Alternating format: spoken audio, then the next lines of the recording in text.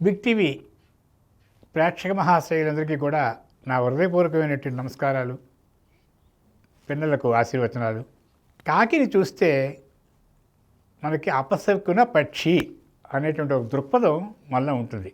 కాకి చాలా ఉత్కృష్టమైనటువంటి జన్మగలది అని చెప్పడంలో పురాణాల్లో చాలా సాక్ష్యాలు ఉన్నాయి. ఉదాహరణకి చిన్నపిల్లలకి కాకి ఒక ప్రేమమూర్తి.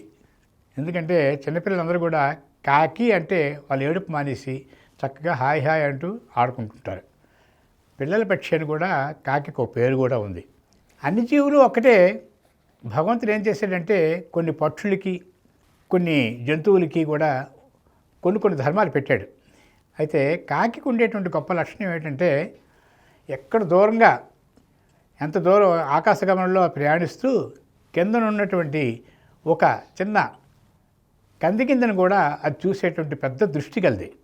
వచ్చింది చూసింది ఒక్క కంది కింద ఉంటే అది తినేసిపోతుంది, ఏదో ఆహార పదార్థం ఉంటే. అదే పిడికిడున్నాయి అనుకోండి, వెంటనే అది ఒక్కటి కూడా తిందు, కావు కావు కావు కావు అని అరుస్తుంది. మిగతా కాకులన్నీ కూడా ఇక్కడ ఆహార పదార్థాలు ఉన్నాయి రండి అని పిలిచే సంకేతం కలది. కాబట్టి అన్నీ వస్తాయి, అన్నీ గుమిగూడతాయి, వచ్చి ఒక్కొక్క ఆహార పదార్థాన్ని అవి ఏరుకుంటూ పోతాయి. అంత సమన్యాయం కలిది కాకి. తర్వాత పితృదేవతలకి కాకి ఒక మైత్రి ఉంది. ఎందుకంటే మనిషి చనిపోతే ఆత్మ మాత్రం చావు లేదు అని మన వేదాలే చెప్తాయి. ఆ ఆత్మ గాలిలో సంచరిస్తుంది కొంతమంది పాపాత్ములకి, కొంతమందికి ఉత్కృష్టమైనటువంటి మరో జన్మంటూ ఉంటుంది. అంతవరకు కూడా ఇది గాలిలోనే ప్రేతాత్మలుగా ఉంటాయి. ఎక్కడ ఏమున్నా సరే మనం కాకి ఆహారం వేసినట్లయితే మనస్ఫూర్తిగా నమస్కారం చేసి అది తీసుకెళ్ళి ఆ పిండ రూపంలో ఉన్నది ఆ ఆత్మకేమో అందిస్తుంది. ఇది ఒక పెద్ద వాహకంగా పనిచేస్తుంది. అందుకే పిండ ప్రదానాలు చేసేటప్పుడు కాకి ముట్టచ్చు, కుక్క ముట్టకూడదని మనకు శాస్త్రం కూడా ఉంది. కాకి వచ్చిన దాకా కూడా మన పెద్దవాళ్ళకి ఏదైనటువంటి ఆబ్జికల్ లాంటివి మనం పెట్టినట్టయితే కాకి ముడితే మనం చాలా సంతోషించాం. మా నాన్న వచ్చారనో మా అమ్మ వచ్చారో అని చెప్పేసి మనం చాలా ఫీలింగు మనలో వచ్చేస్తుంది. అంతేకాకుండా కాకి ఎంత గొప్పదంటే మైథునం చూస్తే మనిషికి మరణం, కాకి మైథునం చూస్తే మనిషికి మరణం సంభవిస్తుంది. అది ఏకాంతంగా చేస్తుంది. ఇంకా మరొక విశేషం ఏంటంటే ప్రతిరోజు తెల్లవారుజామున 4:30 గంటలకి ఏకాంతమైన ప్రదేశంలో స్నానం చేస్తుంది. ఎవ్వరూ గమనించరు ఆ విషయం. దానికి తగినట్టుగానే ఆహారం తీసుకుంటుంది. ఇన్ని గొప్ప లక్షణాలు ఉన్న కాకిని అపశకున పక్షి అని చెప్పి సండల్లో అని కూడా అర్థం లేదు.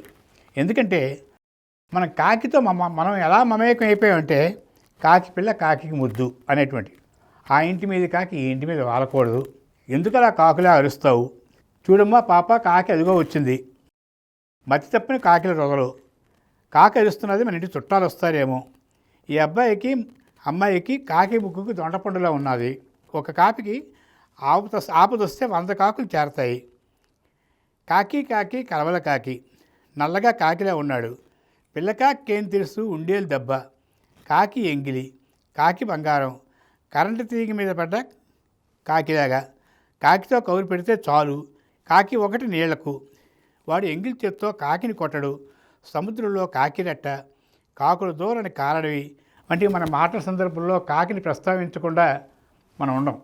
ఈ కాకి అంత మమేకం అయిపోయింది మన మనుగడలో. ఒకసారి ఈ కాకి ఏం చేసిందంటే నలమహారాజు సత్చక్రవర్తులు శనితలక బాధకి 6 చక్రవర్తులు కూడా మహానరకాన్ని అనిపించారు. అది మన పురాణాల్లో చెప్తాం. హరిశ్చంద్ర నలో రాజా పురుకుస్స పురూరవ సగర కార్తవీర్యస్య షడైతే చక్రవర్తిన ఈ శ్లోకం అనేది ఉంది. హరిశ్చంద్రుడు, నలుడు, సగరుడు, కార్తవీరుడు, పురుకుస్సుడు, పురూరవు 6 చక్రవర్తులు తన రాజ్యాన్ని కోల్పోయాయి. ఎందుకంటే దీనికి జ్యోతిష్ శాస్త్రం ఆధారంగా ఒక విషయం చెప్పాల్సి ఉంటుంది.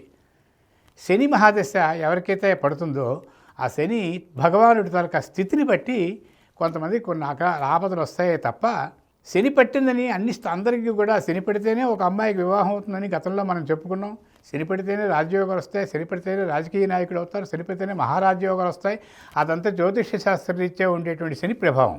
అది 3, 6, 11 శని అమ్మాయి తలక వివాహ ముహూర్తం మనం కట్టేటప్పుడు 11వ స్థానంలో శని ఉన్నట్టయితే ఆవిడ 80 ఏళ్ళు సౌభాగ్యంతో ఉంటుంది. శని తలక 3వ దృష్టి లగ్నం మీద పడితే అంటే 11వ స్థానం లగ్నానికి 11వ స్థానం, ఆ లగ్నానికి 11వ స్థానంలో శని ఉంటే శని తాలూకా 3వ దృష్టి లగ్నం మీద పెడితే అమ్మాయి సౌభాగ్యంగా 80 ఏళ్ళు ఉంటుందని శాస్త్రం.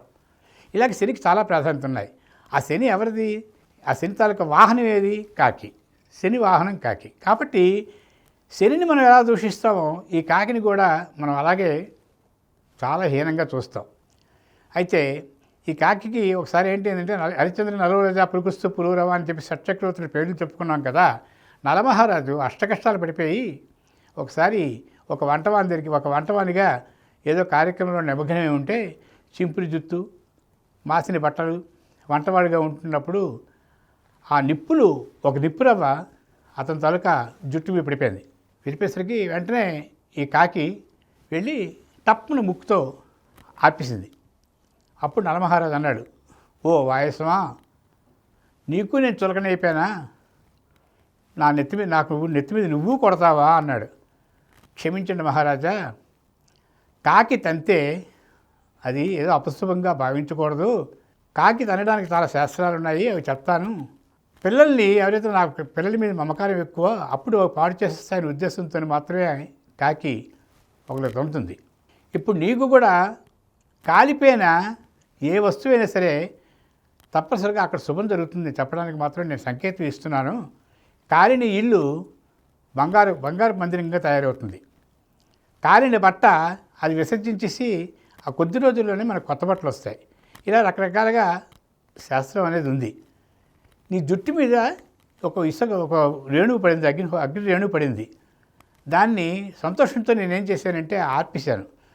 నువ్వు త్వరలోనే పూర్వపు వైభవానంతా పొంది ఉత్కృష్టమైనటువంటి మహారాజుగా వెలుగొందుతావు కాక అని చెప్పేసి నీ తనకు దరిద్రవంతో వదిలిపోయింది చెప్పడానికి మాత్రమే నేను కొట్టాను తప్ప నేను మీ మీద ఉండేటువంటి అభిప్రాయం ఏ విధమైన దురభిప్రాయంతో నేను తాకలేదని చెప్పేసి కాకి వేడుకుందట.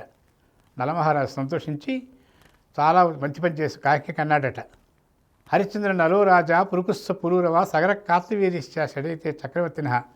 తల్లి, శనిదేవుడి వాహనాన్ని నువ్వు ఇంత సందేశాన్ని ఇచ్చావు. ఈ 6 పేర్లు ఎవరైతే చెప్పుకుంటారో వాళ్ళకి మాత్రం శని దోషాలు కానీ ఉండకూడదని చెప్పి నీ ప్రభువుతో చెప్పి నన్ను కాపాడన్నాడట నలమహారాజు.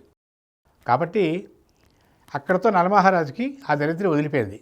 ఇలాగా ఏ దాని మీద కూడా మనం ఏ పురాణాలు తెలియకుండా, ఏ శాస్త్రాలు తెలియకుండా, జీవకారుణ్యం లేకుండా అది పనికిరాదు ఇది పనికిరాదు అని చెప్పేసి మనం కూడా విసర్జించడానికి చాలా తప్పు. ఎందుకంటే ఒక్కొక్కటి ఒక్కొక్క జ్ఞానాన్ని కలిగి ఉంటాయి. అద్దంలో మనం చూసుకుంటే పక్కవాళ్ళు ఇద్దరు అద్దం మీద ముందు నిలబడండి, మనం మనలా కనిపిస్తాం, పక్క వాళ్ళకి మాత్రం తప్పనిసరిగా మనం అపసవ్యంగా కనిపిస్తాం. ముఖే సరస్వతి అంటారు. ఎవరిలో ఏ జ్ఞానం ఉందో, ఎవరికి ఏ ప్రాధాన్యత ఉందో, ఎవరు ఎంతటి గొప్పవాళ్ళు, అందరూ గొప్పవాళ్లే. ఏదో రంగంలో వాళ్ళు ఒక ప్రతిభ గలవాళ్లే. వాళ్ళ జీవన విధానాన్ని ఎలాగో అలా మలుచుకున్న వాళ్ళే. కాబట్టి ఇక్కడ ఎవరు పనికిరాని వాళ్ళు కాదు, ఏది పనికిరానిది కాదు. ఈ కాకి గురించి కూడా ఇంత నిర్మోహమాటంగా ఎందుకు చెప్తున్నామంటే చాలా గొప్పదైనటువంటి కాకి లక్షణాలు. కాకి పిల్లల తాలూకా ప్రేమికురాలు, ఒక మంచి పక్షి. కాబట్టి ఈ కాకిని మనం ఏ జంతువు కంటే మిక్కిలిగా ప్రేమిద్దామని మీ అందరికీ సభాముఖంగా తెలియజేస్తూ నమస్కారాలు తెలియజేసుకుంటున్నాను. For more videos like this, subscribe Big TV channel.